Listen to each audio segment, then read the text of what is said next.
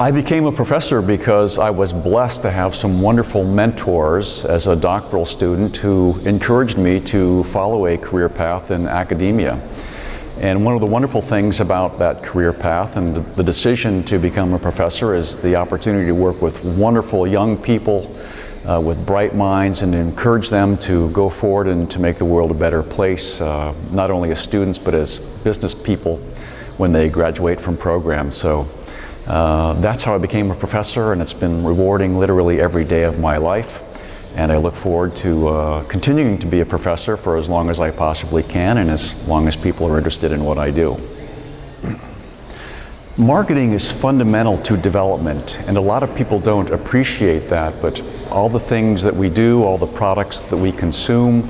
locally and globally simply aren't possible without markets and marketing. The goods and services that we need and want that we take for granted in places like my hometown Chicago or in places like Cordoba,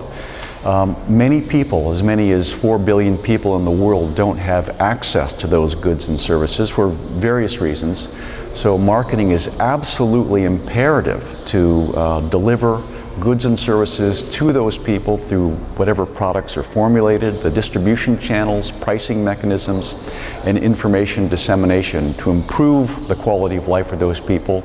and to indeed support development. Macro marketing explores the interactions between markets, marketing, and society. And in that context, a macro marketer always thinks of marketing as a provisioning technology, a mechanism to improve the human condition.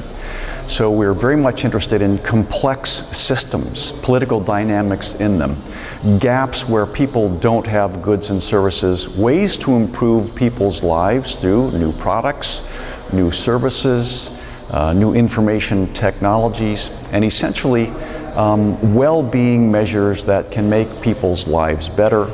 for a long period of time to sustain economies, to sustain societies, and indeed to sustain our species in an increasingly complex and threatened biosphere. So macro marketing, again, if we accept the fact that markets and marketing are indispensable to the survival of human beings, macro marketing is a conscience about how to do marketing well, justly,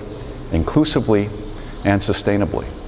What I've tried to do in my career is focused on what are sometimes categorized as developing, distressed, recovering economies.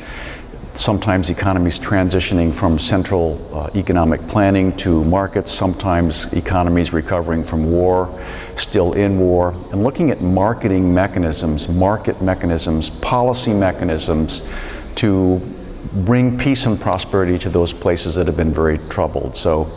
I've been able to work on those kinds of projects throughout Southeast Asia, throughout the Balkans, starting to do that more and more in Latin America. So relevant projects in that sphere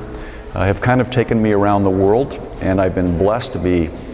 invited to be members of many teams, governments, corporations, NGOs, to look at ways to